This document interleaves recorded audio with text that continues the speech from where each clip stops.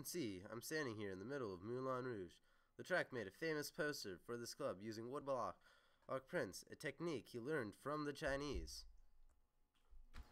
As my associate said before, he came across woodblocks at the Art World Fair. Van Gogh, a good friend of Lautrec's, helped him get his hands on some Japanese prints.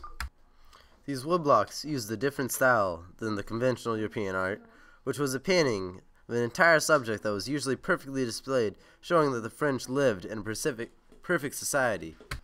But the French were creating a false utopia that no one could live up to, and so they were not depicting real life whatsoever.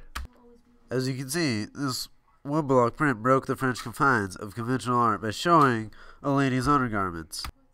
By Lautrec breaking these conventions, he was able to attract people to these clubs and make them interested and excited about this art form new to the French. These paintings, since they were woodblocks, were cheap and easy to replicate, allowing Lautrec to put paintings up all over France, promoting all these exciting clubs. A lot of Lautrec's inspiration came from the clubs and brothels that he went to himself. Lautrec spent a lot of time in brothels because he was physically deformed. Lautrec was physically deformed because both his parents were cousins, full cousins, and that led him to have physical deformities, and his parents were also an upper aristocracy. This not allowing him to mingle with the upper class, he had to go hang out with the poor and hang in brothels because he was physically deformed.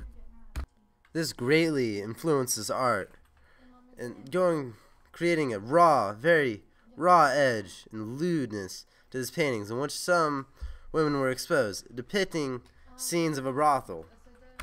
Edgar Degas, an influential Japanese impressionist, used styles such as painting a trunk and a branch of a tree and not the whole thing. He also would paint a bridge with people going both ways and show no end, which gave the illusion of a great distance and chaos. Lautrec really enjoyed to drink, but over a long period of time he became an alcoholic, which led to the destruction of his life, eventually putting him in a home under his mother's care. He led an exciting and eventful life, moving from club to brothel to club, mingling with the poor where he felt at home, and found his inspiration.